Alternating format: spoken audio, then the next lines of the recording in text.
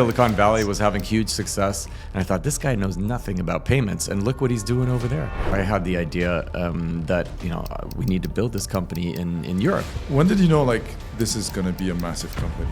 When was the moment you realized because today it's close to Decacorn Sumup, right? In US dollars, I think it is. Yeah. I want to support the European investors in waking up and smelling the coffee and realizing that there's a V in VC. All right, Petter, should I say? Petter from Sweden. Petter from Sweden. Great to have you. So happy we executed this podcast super fast. You met our team yesterday night, and we're already here in this room rolling. So super. Thank you for your reactivity. Fast execution speed, that's how we do it. This is startup style. Perfect. So Petter, you're a founder of Sumup and today partner of EWOR. I would love to touch base on a couple of points on your experience at Sumup and then talk about VC investing. So can you explain just in a couple of words, what did you do at Sumup and what is Sumup as well? Okay. So Sumup is a payment solution for small businesses. That's how we originally started. We wanted to give small businesses the ability to take card payments, given that it was a very underserved market at the time. Small businesses doing less than €1 million per year in turnover could basically not get a processing contract with a bank. And this is, across Europe, you'd have the same sort of problem where even if you were able to get a contract, it could take 8 to 12 weeks to get started. It would be associated with subscription costs and hardware rental costs and just a lot of costs, which for small businesses is obviously not very, very good for business. And they also don't want to be tied down to subscriptions because they don't know which percentage are they going to be paying with cards and how much cash. And they need help to run their businesses. Typically, a small business has 1 to 2 months worth of operating cash, and that's how they survive. So we saw that was an opportunity for us. And obviously, I'm quite competitive myself. I'd been 17 years in payments and fintech up to that time. And I saw that Jack Dorsey, this bearded hipster from Silicon Valley, was having huge success. And I thought, this guy knows nothing about payments. And look what he's doing over there. So we got the idea, or I had the idea that we need to build this company in Europe. I also had probably a good 5 years of experience having to, every time I went to London, taking a taxi, I would have to go to an ATM, get cash out to pay the taxi driver. Literally, you can't pay with a card. Even today in Germany, in some dark corners or some not so dark corners, you have a hard time paying with cards. And in Sweden, we've been paying with cards for the last 30 years today. And so cash doesn't even exist in Swedish society. People, you show it to a kid, they won't know what it is. Crazy. So I wanted to start this company, but I knew I needed some experience at co-founders. So I partnered up with a guy named Daniel Klein, who was just selling. He had just sold or exited Money Bookers at that time, which was the first sort of European PayPal competitor. And today it's called Skrill. They've rebranded. But he'd done a really nice exit. Great success, Money Bookers, no? Yeah, it was a huge success. Yeah. And he wanted to look at doing something, something new. And so I got connected to him via someone who used to work for me in a previous position. And I flew over to London. I met him. We had lunch. We talked for 3 hours. And then we shook hands and said, we're building this. Amazing. Which was quite unusual way of meeting a co-founder and sort of agreeing on working together. But that's how fast it went. And then as we were building the company, we started applying for a payment institution license and looking at all the regulatory work that we needed to do. We realized that, we started with one Excel sheet with all the tasks on a bunch of tabs of everything we knew we needed to do. And we just poured our entrepreneurial minds into everything that we knew about payments and what we needed to do, because we decided from day one to own the entire experience from A to Z, hardware, including the hardware. So ballgame. Building software is hard. Building hardware is very hard, and building both at the same time, I wouldn't recommend it. It's quite difficult. Yeah, there was a window of opportunity, a narrow one that we identified, and we were like, okay, we're gonna go for this. And so we brought on board 3 more co-founders, which is quite unusual to be 5. I think the plan was never that we would continue with 5 the whole journey. Today, SumUp is being run by 2 of the original 5. And so the rest of us were kind of like booster rockets with our experience that we were bringing to the table to just help to execute and build this company with the window of opportunity that was there, because we thought that Square was going to come from the US and compete in Europe. PayPal was there in the UK. iZettle from Sweden was there competing. There was another company from Rocket Internet called Pay11. They were there competing. And so we saw that if we're going to build a really big, globally impactful company, which we said from day one was the goal, like it was go big or go home. We all agreed on that. So we brought those guys on board, and then we have 5 co-founders, all in parallel executing and working. And I think that was a key part of how we were able to be successful and actually do this. Like iZettle, I think they had 6-month head start on us, but we passed them. Where were they based? They were based in Stockholm. Okay. And then they went, I think they got regulated. First, they got regulated in Stockholm, but eventually they set up their main office in the UK, I think. And then they got regulated by the FCA. Wow. It's one of these things, like such a big pain point, but if you manage to like solve it, which you guys did, it can be like amazing for everybody, for all these small businesses.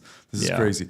One, like the biggest question I have is like, okay, every regulation, every country is different. So already you have these like hardware issues or hardware complexity. But then you have these, local complexities of, going, and especially in Europe, with this, super fragmented. So how did you cross this obstacle of this regulation in Europe? Yeah, I mean, on the licensing side, once you're regulated in one EU country, then you can passport that to all the other countries. Okay. But that's just the payment regulatory side to be allowed to process customer funds. You still have to have them in a separate account, so you're not operating the client funds on accounts owned by you. They are owned by a bank, and then you're able to process and reconcile and so on for them. So every country in Europe sort of has its own flavor of payments culture, and they have their own payment methods. For example, in Holland, there's something called Ideal, which only exists in Holland, and everybody uses it, from utility payments to recurring subscription fee type stuff. And if you don't have Ideal in Holland, you're not going to be successful. Poland, they have Prezel 24. Like every country has their own sort of little thing. I mean, in Germany, you had Sofortüberweisung before they got bought by Klarna. So there's a lot of differences that you have to adapt to every single country. But in so doing, you can still create a playbook for every single expansion that you want to do. And it doesn't matter if you're going into Poland or the UK or Italy, you still have to do the same tasks and cover off the same topics. So, and we created that playbook, which was literally like a bucket list of things that we had to do in order to be able to move into another country successfully. And at the top of that list was actually hiring a managing director who was a local to that country, but who had entrepreneurial experience or who was educated in a Western university where they really had a lot of skills, motivation, and drive to build. And so they became like a SumUp entrepreneur, building the company in that country specifically. And that's how we built the model from the beginning. One of the 5 co-founders, that was his thing. He was the chief commercialization or chief expansion officer. He was responsible for that playbook and that it worked. And so when we went into Brazil, which was a huge undertaking for a European company to go over there, because in Brazil at that time, everything looked completely differently in terms of the banking infrastructure and credit card payments processing workflows and who had the license from Visa, MasterCard to do it and so on. But we solved it, and the guy who built up Brazil for us, Igor Marchesini, he was a graduate of a German school, same school as my co-founders came from, and I think he's advised the financial minister of Brazil today. I mean, amazing. He's so talented, amazing, really talented guy. Yeah. Yeah. So when was the moment you decided to like leave Europe? Or like, okay, let's go and expand outside of Europe. And like, how do you take these decisions? And like, when was that moment? And did you have a playbook of saying, okay, we reached a certain amount and then we leave? Or like, just tell me about that. It was all about opportunity, really, where we saw that, where are there interesting low-hanging fruit in terms of our growth opportunities? Like, where could we grow really, really quickly? So we went over to South America. I think we had like 10 or 12 countries in Europe, and then we went over to South America because it was just such an incredible opportunity. And iZettle were also going over there, so Okay. like, we got to compete with these guys. I mean, today's Sumup is in 37 countries. They launched a new one, Mexico, just last week. Wow. So they're still expanding, which is very cool. So what did you do better than iZettle, in your opinion? I think we just ran faster. Yeah. Like they pure execution. Yeah, I mean, they built a really good company. Like they really did. They ended up selling to PayPal for $2 billion. That's maybe what 5-6 years ago, or maybe longer. I can't remember now. But we were just hell bent on expanding faster, building. I mean, we built our own hardware. They did not. So they kind of, I think they got slowed down a little bit when. What happened was that we were one of the first to build an EMV chip and pin solution that was compliant, because we were, there were no hardware devices that were mobile EMV chip and pin compliant. So we were one of the first two, I think, of getting one of these devices certified with EMV Co, which is the governing body of these retail devices, and then with Visa, MasterCard. So I became sort of on a speaking basis with the head of hardware at Visa and MasterCard to tell them that, this is the pipeline, this is what we're doing, this is the sort of the speed that which we're developing our hardware. Can we use this other hardware in the meantime? Because we started off with the chip magstripe, like Square did, but very quickly Europe, because of the amount of credit card fraud in the UK, they decided that they're going to switch to chip and pin. In the meantime, we still wanted to use the phone as the payment terminal. So we created a chip and signature solution. We were the first ones to do this. So you stick the card in the reader and then you sign on the screen. Visa, MasterCard didn't like that because it wasn't a full chip and pin. So the two-factor authentication component was kind of missing. The signature is. Yeah. And when did the phone aspect come? I mean, you talk about like phone. Was it from day zero? Did you? Like, yeah, I mean that was the approach, because I mean Square were doing that in the U.S. very successfully, right? Yeah. But the U.S. was magstripe for a long time. At that time, Visa International, as they're called today, was an American entity with an option to buy Visa Europe. But Visa Europe was a bank-owned entity at that time. Wildly different interests between those two groups. And that meant that we had to negotiate with Visa Europe, because that was most of those, the countries that we were in at that time. And that meant that they didn't like us using the chip and signature solution. So we had to sort of negotiate with them that we could use it, because we'd launched into the market and we were signing up merchants, we were processing payments, and then, they come and tell us that, no, you need chip and pin. Like, you can't just shut shop and say, sorry, guys, come back in 6 months, because it takes time to develop your own hardware. But that was also a very powerful lever for us as a company, because today, a significant portion of the revenue from Sumup today comes from selling the hardware, because we actually have margin there, where our competitors have to buy third-party solutions, where they're paying the margin to the producer of that hardware. And I think iZettle there was a very big squeeze on a lot of companies wanting these chip and pin mobile devices. And when you have a really big bank coming in versus iZettle, who is a startup, the bank is going to get the allocation of 50,000 devices, and then they have to stand and wait in line. So I think they at some point, I think they were growing faster than they could actually deliver devices that they could source. We never had that problem, because we were building our own devices.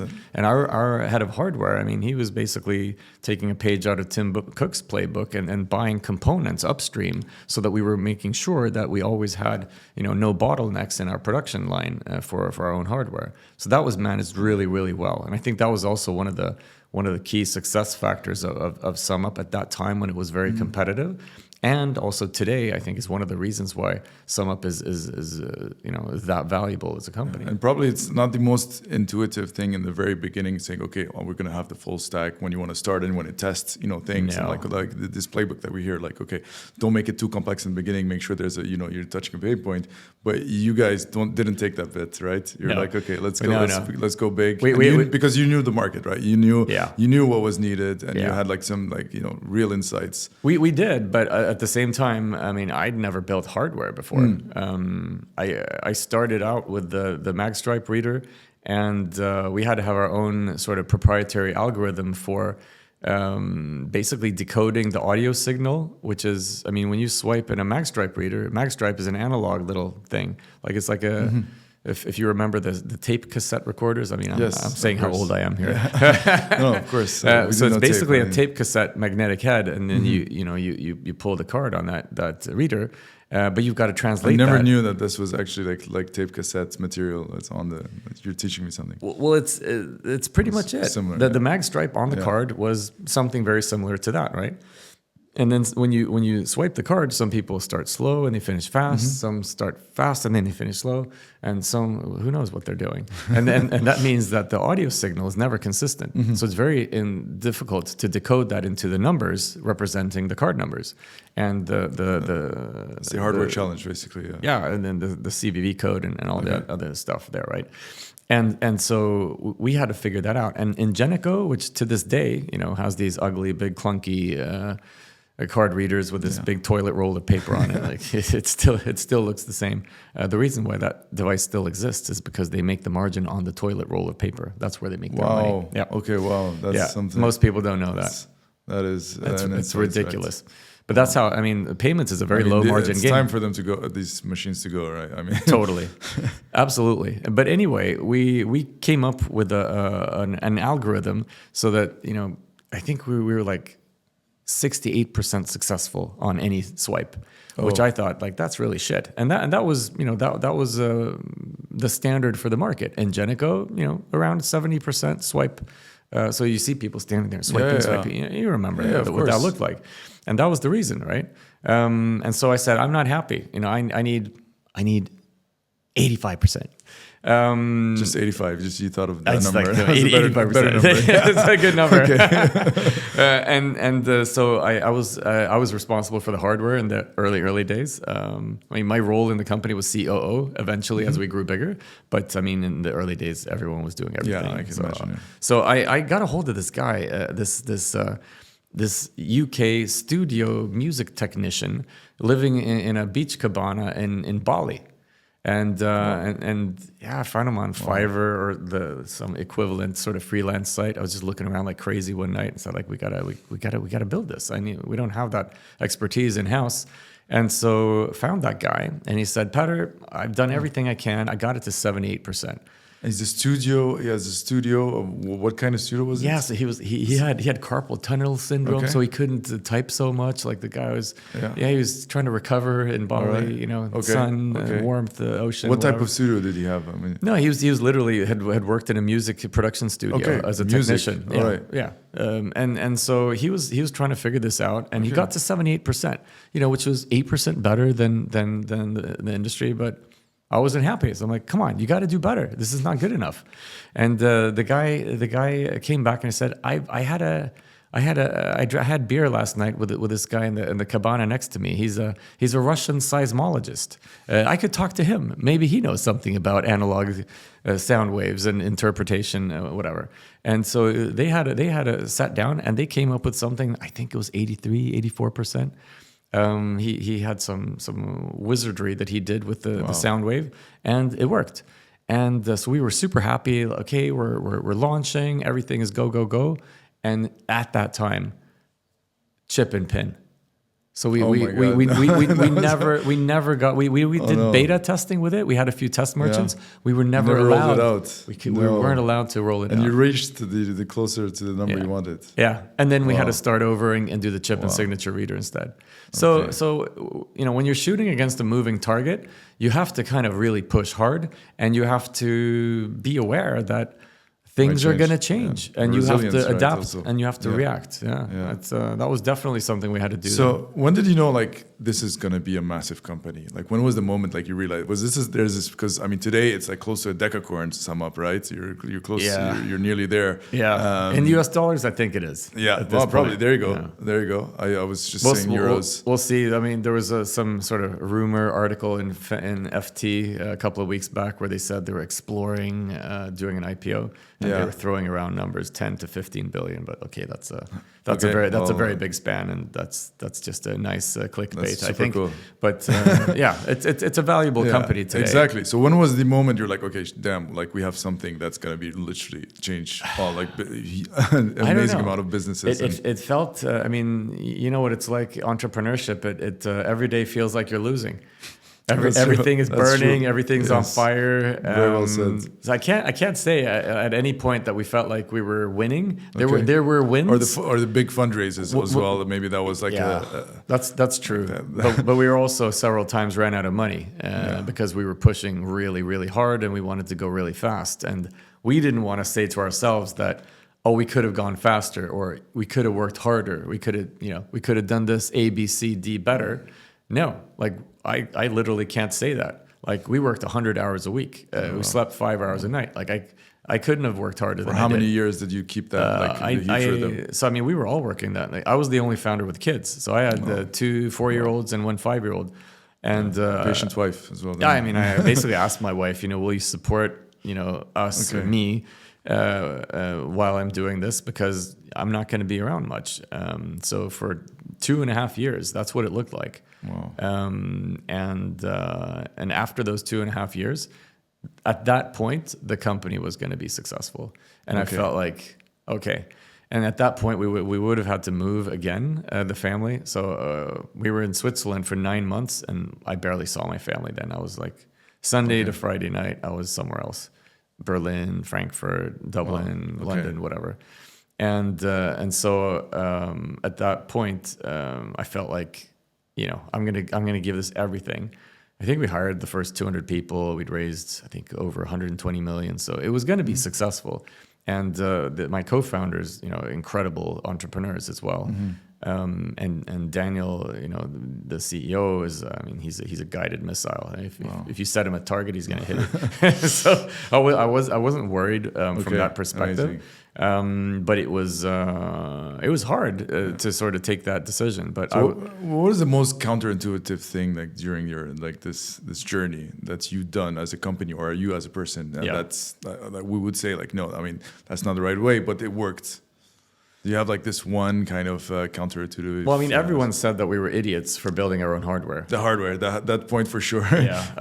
I mean, we ended up stealing a team of 3 guys from Ingenico, and they were the ones who built, because in the early days. Yeah, because otherwise we wouldn't have been able to build it so fast. So we had Tomer. He's an Israeli guy, amazing guy. He was head of hardware, but we needed to have the specific skill set of building the internals of a chip and pin device. I mean, you have a mesh inside the device surrounding the electronics, so to make it tamper-proof. And if you tamper with that, then the device is not going to work, because you wanna make sure that you're guarding yourself against someone hacking the device and then collecting the card number. So there's a lot of technical wizardry with producing one of these devices, and so we got a hold of those 3 guys, and that was a key killer move. To get them over to the company, and it helped us to move forward really, really fast. And again, having our own hardware really put us over the top and helped us to be much more competitive and faster than the competition, I think. All right, great. And like, what was it like? Okay, so when you had this huge raise, a lot of dynamics changed, right? In the team, you had to like scale very quickly. Yeah, like, let's talk about the raise. So, tell me. You have some. Spicy news. Yeah, we had European investors from the beginning, German investors. Some of them, some really notable ones. I mean, we had Lake Star on board. I don't think that was the first pre-seed round, but they came on board. I think seed maybe. But we also had some inexperienced investors, who put some pretty shitty terms on the term sheet, which we had to take because we were already running fast and we needed to go. And I mean, at some point you were running out of money, as you said. Yeah. So it was difficult to raise the bigger rounds in Europe. It was difficult to raise. Period. Even though we were doing something that was successful. What is it? Series B onwards. Was Series it, A. Even Series A. We had to go over to the US. Oh, right. Yeah, starting Series A. Because we- usually, I mean, yes, like once you're like big here, starting Series B, it's always the Americans. We did But the you're telling Sand me Hill even Series Road A. Shuffle at Series A. Wow. Yeah, Okay. We went around. No Europeans were ready for you guys in Series A. No. It wasn't. That's a shame. It wasn't. I think until Series B, we got some Europeans, and Series C as well. But it was, then we got BBVA, and we got banks, and so we had American Express on board. At that point, then you've made it. Then it's just a question of scaling up and building the business operationally well. But it was hard to raise capital here in Europe, and this was 12 years ago. And now, when I look at our founders raising at EWOR, it's the same thing. It's still hard to raise big rounds in Europe, but the Americans, they have the appetite for risk. They have the capital to deploy. It's a different game over there. The mentality of the investors themselves are that much more on it. They are willing to take more risks. To take more risk and to act a lot faster. That's Whereas in a Europe, big one. we're a bit deliberating. It's, we want to look at the budget, the unit economics. We want to collect as much the data business as plan, possible. the long business plan, and all of 30 those pages business plan. Like all I of those heard pieces that, of information like, not long are ago. they're just wrong. Yeah. If anything, I mean, I ask questions about the unit economics, Yes. not because the numbers are really worth anything in particular, but I want to know if the founder has done the intellectual exercise of actually trying to figure it out. Because if you've done that, once you get started, well, then you can plug in the right numbers, and then you have a model by which you can evaluate whether you're winning or losing. Yeah, just the skill of building models is important also for a founder. But like the veracity of these numbers, that's going to change. Well, now right? you have ChatGPT and Gemini. also, yeah, that's a different paradigm. So yeah, you had trouble raising in Europe. So today, like to your founders that you talk to in EWOR that are like fundraising, is it like systematic? Okay, listen, we'll raise a round, go to the US, or do you start like, do you tell them, okay, start with European investors? What's the dynamic? Well, fundamentally, EWOR, we started off wanting to strengthen Europe and European entrepreneurship and kind of be a counterbalance to the US and Silicon Valley. And the program is built in such a way that it's virtual, meaning that you can build from anywhere. And pretty soon, in the last year, we've had people applying from all over the world. So we realized that we are global by the very definition that people are applying globally to join the program. And so we want to build a virtual alternative to Silicon Valley where you should be able to build from wherever you are in the world, wherever you're from, wherever you're building from. You should have access to capital, to coaching, mentorship, talent, and a strong peer group, so that you can compete with San Francisco and the Valley on equal terms, but for wherever you want to build from. And that is something which we believe in very strongly. I mean, Sumup was built from Europe, and then we went out into the world. Klarna did an IPO a couple of weeks back. Same thing. They started from Stockholm, Sweden. The Stockholm School of Economics Business Lab. They were sitting there, and then they went global, and they're a huge success story. Spotify started in Sweden, amazing, Stockholm. I mean, they're the most successful company coming out of the Nordics. Yeah. I think they're 150 Amazing billion success. now. Yeah, unbelievable. Wow. I mean, Daniel Ek is an incredible entrepreneur himself, having founded several companies. But so is there an alternative? Because you said like, okay, and then you start in Europe, you can build globally. Yeah. Your first tickets can come in Europe, but is it like inevitable if you're like successful and you're raising, Series A, B to get the Americans in? Like, what's your thoughts on that? we talked a lot about this at EWOR. I mean, I want to support the European investors in waking up and smelling the coffee and realizing that there's a V in VC, right? And we're kind of doing that now in a I would say slightly different way. We want to give the European investors FOMO, that if they're not investing in European talent at the right time, because timing is everything when you're raising, it's a momentum game. So when you have momentum and the revenues are really coming in, that's when you raise. But we built a bridge over to the U.S. and American investors with the idea that well, obviously we want our founders to raise at the best valuation they can, and with the minimum of dilution that they can get away with. And it just so happens that right now the valuations in the U.S., especially within AI companies, is extremely high. The premium of being a YC company when you're raising is almost 2x. Even in the US, it's 2x, right?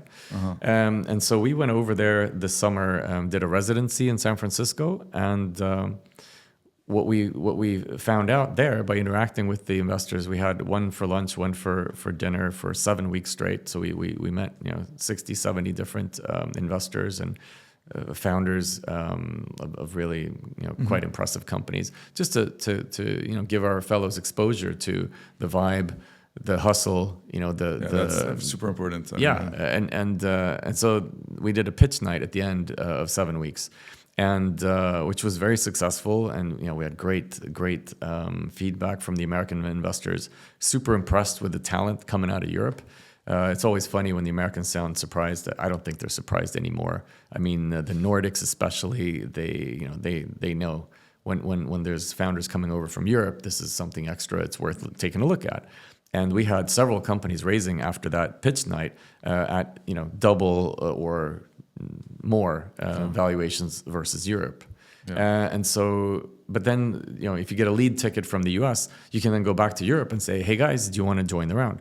And then people are falling all over themselves, running for the door to get in the building. The FOMOs, and that's something you would build because you have a European investor network as well, right? Yes, exactly. So and we love our European investors. Like, they're totally awesome. I mean, even especially the angels as well, the European angel network are what is keeping, Europe in the game, I think, and really pushing hard.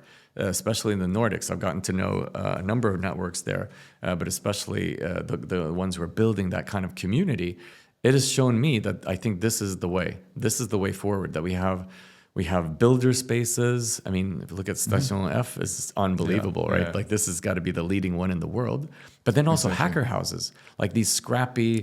This is a big trend that's coming back, which is the hacker houses. 3-month even in Europe program, And I think this is the way of not just attracting talent, but giving them the opportunity to build, and getting some really young people in there as well, that they feel that they have agency and that they have the opportunity to build as well. You're never too young to start building something, right? That's hackathons, I think, is also something that I really believe in, is going to be a big sort of talent discovery magnets. I mean, you guys, discovering talent. We got to do some hackathons together, man. We're doing a great one in mid-November, actually, with the biggest names. I mean, of tech, big tech. I mean, but with pleasure to talk about. Very cool. The next one in Q1, maybe we can do one. Because if you think about it, it's hackathons have been sort of the domain of very technical people previously, where within 24 to 48 hours. Okay, you can build a prototype maybe, but it's very hard to build an actual product, right? Maybe you can build an API or something, right? But now you can build a bona fide, fully fledged, nice front end product in 24 to 48 hours. And that for me means that now we can get more girls into hackathons also, because you can get designers and product people who, women are more heavily represented in those disciplines than they are in all-out hacking. So getting a more sort of balanced group of people together, building companies and appearing at hackathons, meeting potential co-founders, engineering serendipity, more collisions of people meeting each other and having great conversations. I think hackathons, hacker houses, the more surface area we can have for luck to stick to, the better for Europe. Exactly. So we have also a track, just to go back to the US thing, we also have a US track at Pioneers. Like 3 months in, after we invest, we send them for a month there. We don't tell them like you have to move there forever, but we do understand that, they're the biggest. If you're going global first, and that's what the companies we have there, global first, US can be the biggest client. Means US first? No, not US first, but you have to understand that US can be your biggest client. At some point, it's going to be your biggest client. So you got to know how to tackle that market, right? 100%. And in capital markets, it's like we just talked about, it is the biggest. But my question to you when it comes to the US is, when we talk more on the business side, like, when do you expand to the US? When do you start selling? Because now things are super global. Like, you can reach everybody super fast, and playbooks are changing a bit in a way. And what is your opinion on that? So when should founders go to the US in terms of business? Yeah, I mean, so the way we look at it at EWOR and kind of the companies that I'm coaching, it depends on the company really, what it is that they're doing. Of course. I mean, if they've got a really nice piece of IP that's defensible, then and American customers would be a natural first place for them to go and to build and to capture market share really fast, then that's really cool. But the US is less regulated. And when you have a less regulated market, you have a faster market, and there's more invitations for competition to come in. So, yeah, I mean, it's definitely one way to go, but it's not the right path for everybody. I mean, in Europe, yes, we can complain about having regulations, and it's difficult. It takes time, but there are ways, of coping with that, like we did at Sumup. And in Europe, European companies have home court advantage. I mean, how are the Americans going to come over? They don't know the regulatory framework or work, and they will have an even harder time getting over across that than us Europeans do. So I think there's also the argument that you could actually build in Europe up to a certain stage where you have momentum, you have raised funds so that you can you're expanding from a position of strength. And then going over and competing in the American market and doing so successfully.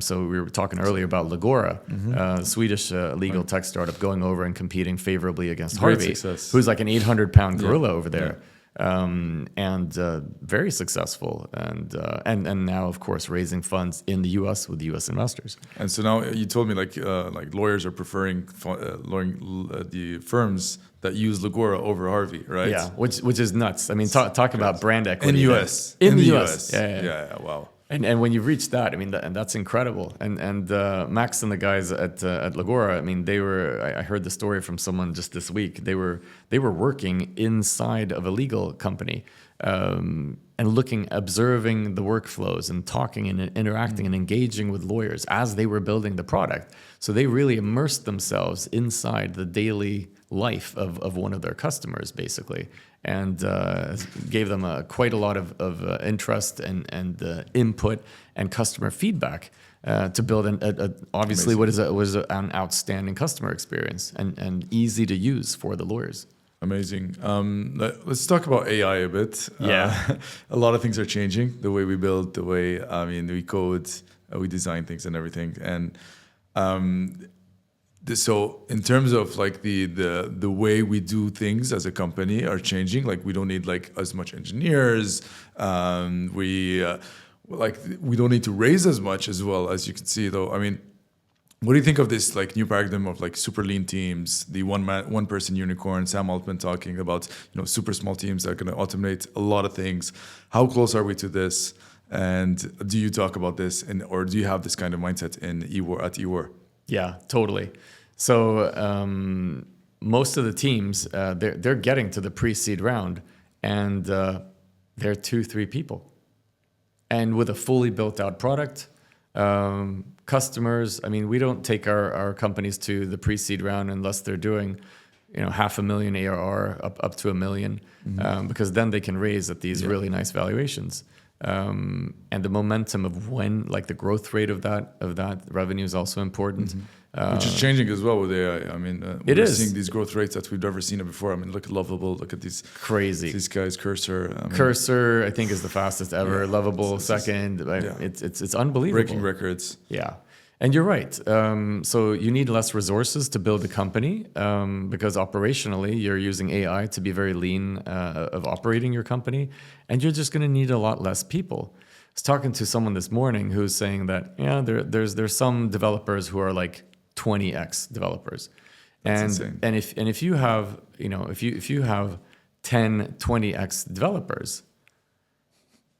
That's 2,000 developers with 10 guys or girls, basic, right? And so with that kind of mindset, the multiplier factor of working and coding also with AI tools, there's a lot of sort of old school architects, heavy back-end developer guys who are still turning their nose up, but even those guys are now starting to look into using AI for It's crazy. some Like of- hardcore devs are sometimes wary of AI and these AI tools. This is Yeah. what I'm seeing. It's like Yeah. they're not. I mean, for different reasons, right? I mean, they have their own ways and things like that. But I've seen like these kind of, these classic developers who sometimes are like not super open to using these tools, and it's just funny to see that. I mean, they're the tech guys. They usually up to date with all these tools, but now it's like okay.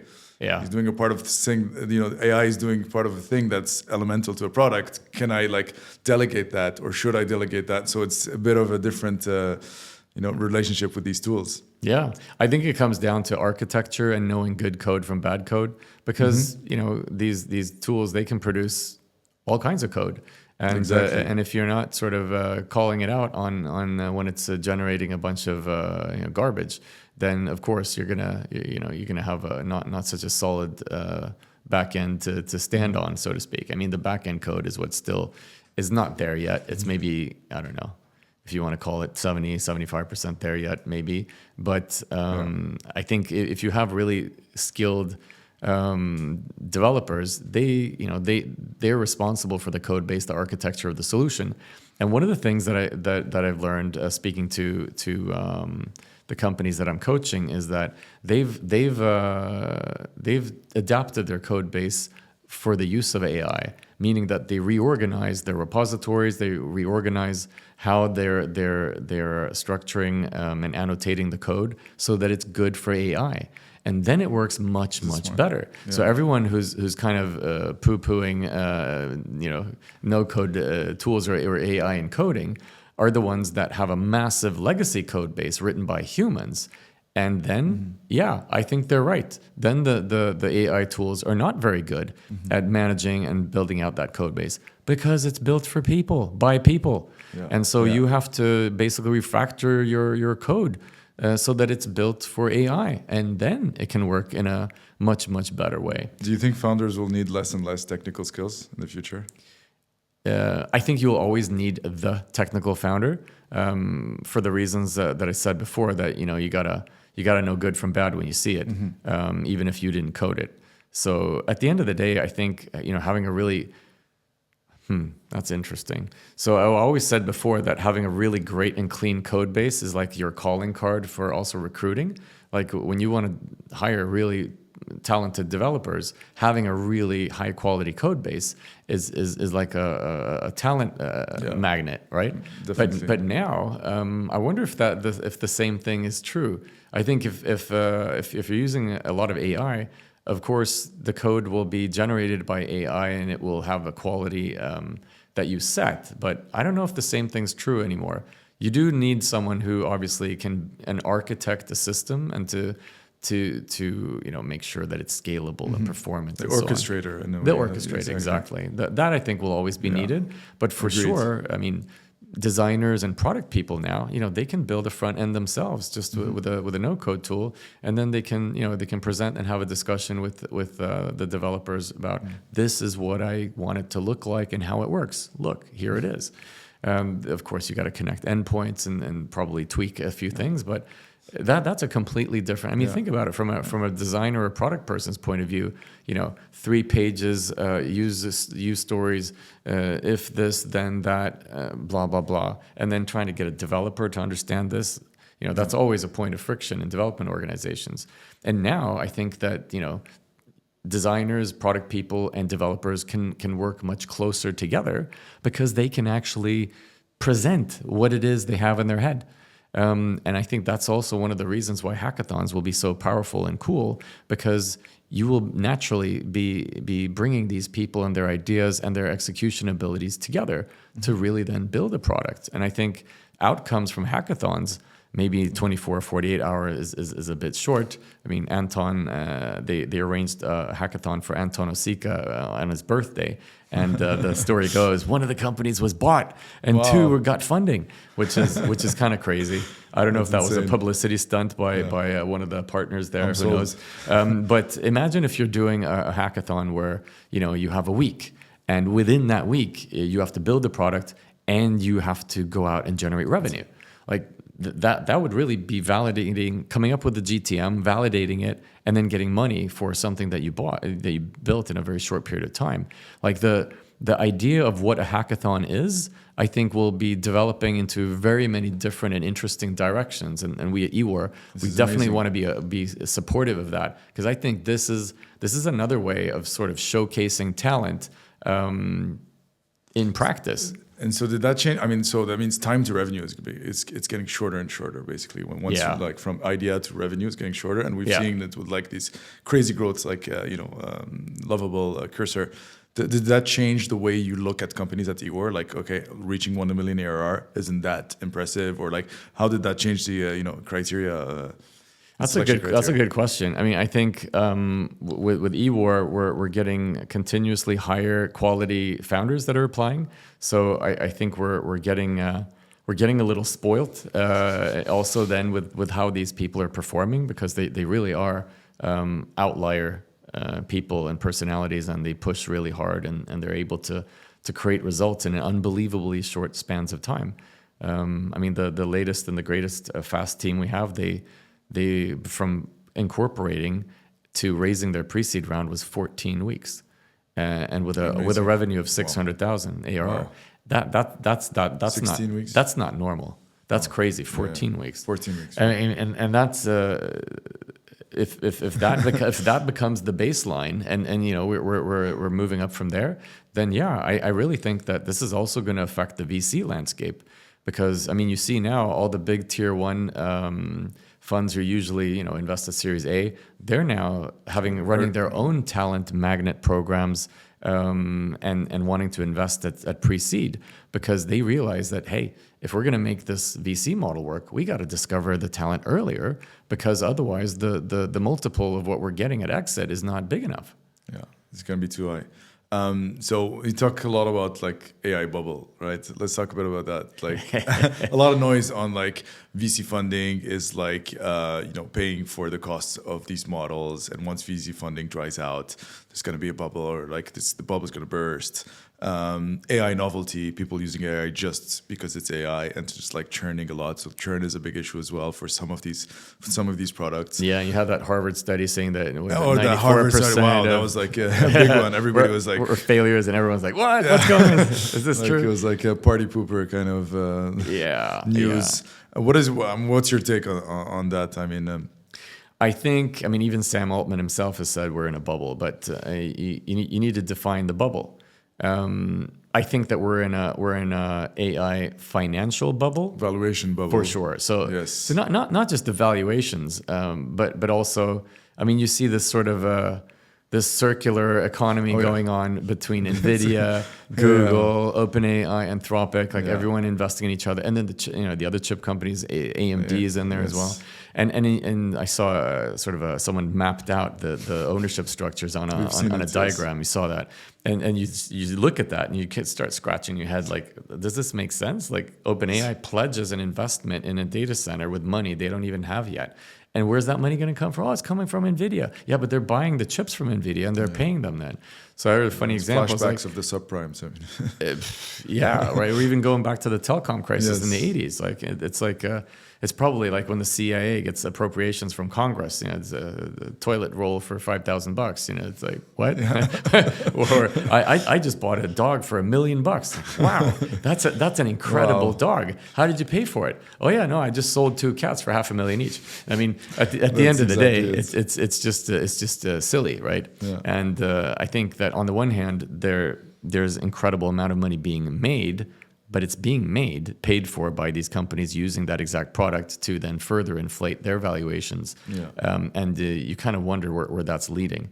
The other thing that I think is interesting is we've seen what the Chinese have been able to do with a lot less resources and with a leaner approach to both training and running their models. How many trillions of tokens can you throw at it without starting to, basically you run into less and less results coming from that. It's really an experiment in brute force compute, just because the money's there. just because we could doesn't mean we should. And maybe there's a better and more efficient ways of deploying this capital and getting more out of it. But it's kind of like right now we're in this LLM kind of race and this track where that has been the be all end all. And I think it's really interesting to see there are alternative ways of training and building AI with other ideas and things going more in the direction of reinforcement learning, or at a very layman's way of describing it, training it as a human child would learn. This is what you're mentioning just earlier. I would love to deep dive on that. Which companies are working on this? Yeah, it's there's some really interesting stuff going on, and some of that stuff is going on in Europe. That's so nice. Even if we're not, Mistral it's great that we have a foundational LLM company in Europe, and that they're French. That's very cool. Yeah. But at the same time, there's not enough money to fuel that model. So I don't think the way of being competitive in AI development is copying the US, because we can't copy the US. We don't have the amount of money, and we also don't have the chip makers like NVIDIA. But on the other hand, we have ASML. That's the technology that all chips in the world are built from, and that's a European company. So why don't we build our own ecosystem, our own sovereign chip producers, our own data centers, our own investment into AI technology, and maybe we can take a different path and maybe even leapfrog what the US is doing with LLMs, with another approach at developing AI. But that needs private capital, and it needs government grants, and honestly, we need to get involvement in terms of investment from the pension funds, so that we can deploy money and really do a lot of research and R&D, and also create liquidity in the market. We haven't talked about the exit market. We talked about Klarna. Klarna went to New York. Sumup is hopefully gonna IPO next year. Do they go to London? Did they go to New York? They will go where the liquidity and the valuation of the company will be the highest. And I would be very surprised if that was not New York. So how can we move forward towards what you're saying? If it's, politically it's super fragmented, and you need some kind of political force that would favor these things, and pension funds. How do you see this coming really concretely and becoming real life? Yeah, on the one hand, I think we need to push from the private sector, grassroots, building, building hacker houses, building builder houses, and giving people the chance to build exciting, interesting companies, and hopefully we'll generate enough momentum that we can have a voice to make so much noise that they have make to so do much something. noise they have to listen. They have to do something, right? Yeah. Yeah, that's maybe that's a naive notion, but I think Europe needs to wake up now, both geopolitically, and that means defense tech. It means AI. It means being sovereign in all the areas where we've depended on our allies previously. Where we now see with the current U.S. administration, we can't trust them anymore. Unfortunately, the U.S. of the post-war period is not there anymore. They're having challenges to their constitution, which is fundamental. Obviously, and we got a very bad deal from that trade deal of Trump. I don't know if you heard of it. It's we can. That's another podcast. That's a whole other story. I agree. But coming back to your original question, I think it's time for Europe to rise now, and I think that a successful tech ecosystem for Europe, call it Tech Europe or whatever we want to call it, will be more like connecting the nodes of a network, or maybe a human brain. That we take the cultural differences and the different styles, the different ideas that we have in Europe, and we make something new out of that. So we don't try to copy the Americans. We build something that's uniquely European, which feels natural and plays to our strengths, where we have a higher sense of ethics, morality, and we care about the climate and the environment. And building things that last, not consumerist crap that is just hype and disappears. I love it. Find our own edge. I love this concept. All right, we're nearly done. I want to finish with one word to early stage founders, young founders, people who want to launch companies. If you have this final word to say, word of advice. let's be a bit cheesy, like and end this in this way. So Yeah, let's finish on a really motivational up note. Go out and build now, LFG. LFG. I think. I think. I mean, we had an event here at Station F last night, and one of the youngest people there, he was 17, a builder. So I think what's really important is that now that AI is kind of decimating the junior positions, to traditional jobs, right? It's gonna be tough. Anyone who doesn't really know how to use AI to their advantage will have a hard time finding a job, I think. I mean, I worry about this. I got three sons that are going to university now soon. What opportunities are going to be there for them, right? So I think that choice of degree is important today. Huh? That's a big one. Yeah, as right. Well. Like, and I think building. I think having builder houses, hacker houses, and also we had an interesting conversation last night that in Europe we don't talk about entrepreneurship as they do in the U.S. In the U.S. it's a part of popular culture. Everybody knows about Sam Altman and all these great entrepreneurs that they have over there. But in Europe, are we talking about that? Is Daniel Ek a household name? He is in Scandinavia maybe, but in Spain, France, Portugal? Not much. No, probably not, right? And so I think we need to spread the success stories and and build our own European entrepreneurial mythology that can inspire people and have young people believing that I can build my own company. Like I have the agency and the belief that I can actually build something and make a difference and make a life or a career for myself through my own creative power and initiative. That I think is something which would be very powerful to give that to Gen Z and for future coming generations, that we can activate European entrepreneurship with the younger generations coming through and giving them, a different sense of opportunity. And that I think is probably one of the coolest and the biggest things that we could do. Perfect, Petter. This has been amazing. Thanks again for being here and on such short notice. So hope to see you. Let's keep chatting and thanks for your time. Thanks for having me. Yeah. Thank you guys for watching. And if you're looking to build from here, from Station F in Europe, we have a call for applications. We're launching our new batch in January 12th. So link in the comments, join us, and we're happy to see what you're building. Thank you.